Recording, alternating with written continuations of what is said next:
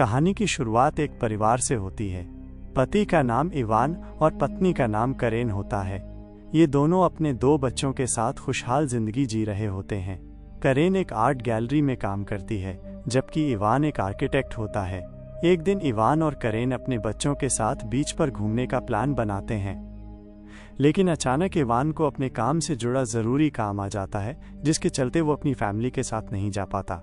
इसलिए करेन अपने बच्चों के साथ अकेले ही बीच ट्रिप पर चली जाती है और इवान अपने डॉग के साथ घर पर ही रुक जाता है।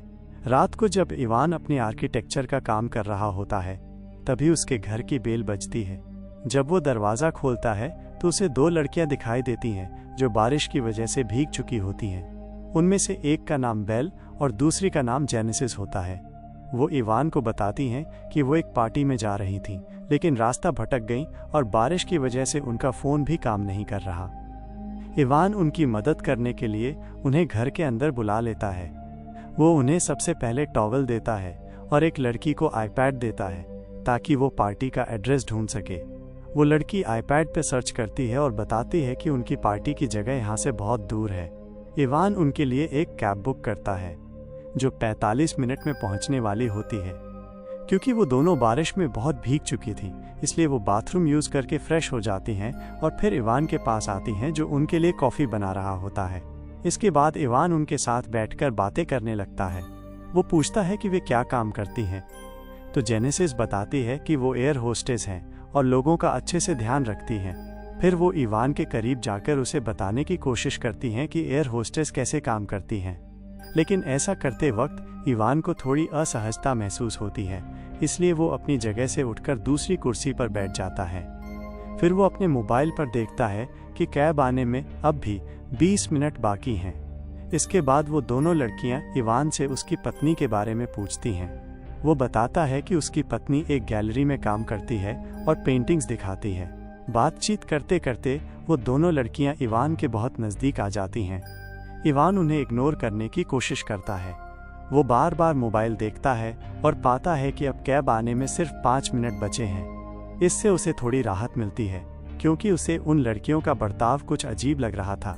लेकिन कैब के आने से 2 मिनट पहले बेल और जेनेसिस मौका देखकर बाथरूम में चली जाती हैं। इवान जल्दी से उनके कपड़े सुखाकर बाथरूम के पास जाता है और कहता है कि कपड़े सूख चुके हैं और बाहर उनकी कैब भी आ गई है। लेकिन अंदर वे दोनों मज़े से नहा रही होती हैं और इवान की बातों को अनदेखा कर रही होती हैं। इवान बार बार कहता है, लेकिन जब वो जवाब नहीं पाता तो अपनी आंखें बंद करके कपड़े देने के लिए बाथरूम में चला जाता है। अंदर जाकर वो देखता है कि वे दोनों बिना कपड़ों के नहा रही हैं। तभी वे दोनों इवान से कहती हैं कि वो भी उनके साथ शामिल हो जाए, और फिर वो दोनों उसके बहुत करीब आ जाती हैं। इवान मना करता है क्योंकि वो शादीशुदा है, लेकिन जब वे बहुत ज़्यादा नज़दीक आती हैं तो इवान खुद को रोक नहीं पाता और पहले बाथरूम में और फिर बेडरूम में उनके साथ फिजिकल हो जाता है। उधर कैब ड्राइवर थोड़ी देर इंतज़ार करने के बाद चला जाता है। अगली सुबह जब इवान उठता है तो उसे वे दोनों लड़कियां दिखाई नहीं देती और उसे लगता है कि वो चली गई होंगी। लेकिन तभी उसे किचन से उनकी हंसी की आवाज़ आती है। जब वो किचन में जाता है तो देखता है कि उन्होंने किचन का बहुत बुरा हाल कर दिया है। तभी उसके पास करे का वीडियो कॉल आता है और वो बात करने के लिए बाहर चला जाता है। अपनी पत्नी से बात करने के बाद वो अंदर आता है और गुस्से में कहता है कि जल्दी अपने कपड़े पहन लो और मेरे घर से निकल जाओ। लेकिन कुछ देर बाद वो देखता है कि वे दोनों उसकी पत्नी की बनाई आर्टवर्क को नुकसान पहुंचा रही हैं। ये देखकर वो गुस्से में कहता है कि अब मैं पुलिस को बुला रहा हूँ और अगर जान बचानी है तो यहाँ से चली जाओ। ये सुनकर जेनेसिस हंसने लगती है और कहती है कि हम दोनों नाबालिग हैं और तुमने कल रात हमारे साथ संबंध बनाए जो कानून के खिलाफ है, इसलिए अगर पुलिस आई तो वो तुम्हें ही पकड़कर जेल में डालेगी। ये सुनकर इवान सोच में पड़ जाता है कि उसने कितनी बड़ी गलती कर दी है। तभी दरवाजे की घंटी बजती है। जब वो दरवाज़ा खोलता है तो सामने कैरेन की दोस्त दिखाई देती है। वो इवान से पूछने आई थी कि उसे किसी मदद की ज़रूरत तो नहीं है। इवान डर जाता है कि कहीं वो घर के अंदर बेल और जेनेसिस को न देख ले। बातचीत के दौरान जेनेसिस अचानक बाहर आती है और इवान के करीब आ जाती है। ये देखकर कैरेन की दोस्त को लगता है कि इवान का किसी लड़की के साथ अफेयर है और वो गुस्से में गालियां देती हुई वहां से चली जाती है। अब इवान को उन दोनों पर बहुत गुस्सा आता है और वो सच में पुलिस को कॉल करने लगता है। ये देखकर बेल डर जाती है और वहां से भागने की मांग करती है। इवान उन्हें अपनी कार में बैठाकर कुछ दूरी पर एक घर के सामने छोड़ आता है। फिर वो वापस घर आता है और देखता है कि घर को बहुत गंदा कर दिया गया है। वो पहले घर की सफाई करता है, फिर अपने आर्किटेक्चर का काम शुरू करता है। तभी उसे कुछ गिरने की आवाज़ सुनाई देती है। वो देखता है कि फैमिली फोटो नीचे गिरी है। जैसे ही वो फोटो उठाने नीचे झुकता है, पीछे से जेनेसिस उस पर फायर एक्सटिंग्विशर से वार कर देती है। इससे वो बेहोश हो जाता है। कुछ समय बाद जब उसे होश आता है तो वो खुद को बंधा हुआ पाता है। वो चिल्लाकर कहता है कि मुझे खोलो, लेकिन जेनेसिस उसकी नहीं सुनती। थोड़ी देर में बेल उसकी बेटी की स्कूल यूनिफॉर्म पहनकर आती है और दोनों मिलकर इवान के कपड़े उतारने लगती हैं। वो उन्हें रोकने की कोशिश करता है।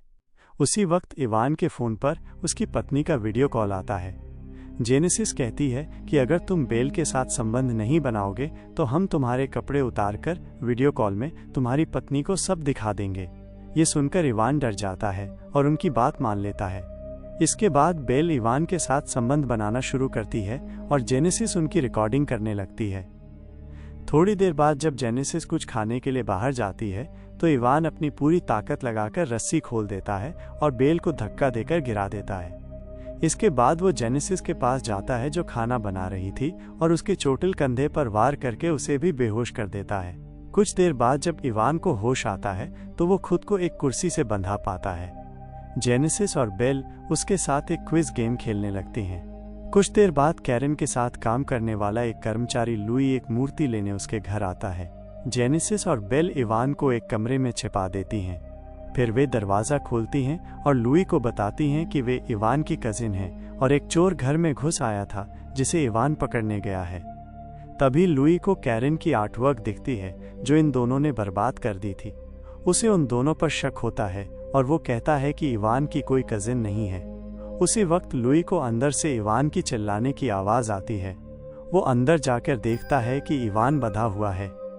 बाहर ये दोनों लड़कियां लुइस की आर्टवर्क तोड़ देती हैं जो बहुत महंगी थी, इसलिए लुइस उन्हें रोकने की कोशिश करता है, लेकिन तभी उसे अस्थमा का अटैक आ जाता है। उसका इन्हेलर जेनेसिस के पास होता है। वो उनसे इन्हेलर लेने की कोशिश करता है।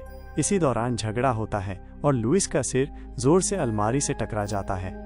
उसके सिर से खून निकलने लगता है। कुछ ही सेकंड में उसकी मौत हो जाती है। लुइस की मौत देखकर जेनेसिस और बेल हंसने लगती हैं, जैसे उन्हें कोई फर्क ही नहीं पड़ा हो। उन्हें हंसते देख इवान समझ जाता है कि ये दोनों पागल हैं। इसके बाद जेनेसिस और बेल लुइस की डेड बॉडी को खींचकर उसकी ही कार में रख देती हैं। फिर वापस आकर लुइस और इवान के फ़ोन से एक दूसरे को ऐसे मैसेज करती हैं जैसे लुइस और किरण का अफेयर चल रहा हो। और जैसे इवान को जब इस बारे में पता चला तो उसने गुस्से में लुइस की हत्या कर दी। इतना सब करने के बाद वो दोनों इवान को दफनाने के लिए बैकयार्ड में एक बड़ा गड्ढा खोदती हैं। वहीं कुर्सी से बंधा हुआ इवान किसी तरह आईपैड से अपनी रस्सी खोलने की कोशिश करता है, लेकिन तभी जेनेसिस और बेल वहां पहुंच जाती हैं और आईपैड छीन लेती हैं। वो इवान पे बहुत गुस्सा करती हैं और उसके घर को पूरी तरह बर्बाद कर देती हैं। उसके बाल काटकर छोटे कर देती हैं। इसी दौरान जेनेसिस को कमरे में इवान की छुपी हुई बंदूक मिलती है। वो बेल से कहती है कि इवान के हाथ खोलो। फिर दोनों कहती हैं कि अब हम तुम्हारे साथ एजेंट और कैदी का खेल खेलेंगे और अगर तुम पकड़े गए तो तुम्हें गोली मार दी जाएगी। इवान डर कर घर में छुपने लगता है।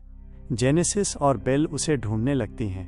तभी इवान घर से भागने की कोशिश करता है, लेकिन जेनेसिस उसे पकड़ लेती है। वो जोर जोर से मदद के लिए चिल्लाता है, लेकिन जेनेसिस उस पर बंदूक तानकर उसे चुप करवा देती है। अब सीन कट होता है। अगली सुबह दिखाया जाता है कि वो दोनों इवान को उस गड्ढे के पास लेकर जाती हैं और उसे वहीं दफना देती हैं, लेकिन उसका सिर जमीन के बाहर छोड़ देती हैं। वो उसे बताती हैं कि हम तुम्हें मारना नहीं चाहते थे, बस तुम्हारे साथ मजे कर रहे थे। हमें तुम्हें टॉर्चर करके मजा आया।